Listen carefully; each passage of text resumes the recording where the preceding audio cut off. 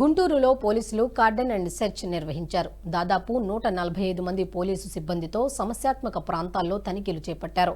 గుంటూరు మిర్చియార్డ్ సమీపంలోని కొత్త కాలనీలో విస్తృత తనిఖీలు చేశారు. గుంటూరులో శాంతి భద్రతలే లక్ష్యంగా కొత్త తరహా కార్యక్రమాలు చేపడుతున్నామని తెలిపారు.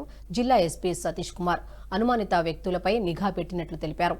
ఈ కార్డన్ సెర్చ్లో ఎలాంటి పత్రాలు లేని 18 వాహనాలు సీజ్ చేసినట్లు వెల్లడించారు ఎస్పీ సతీష్ కుమార్.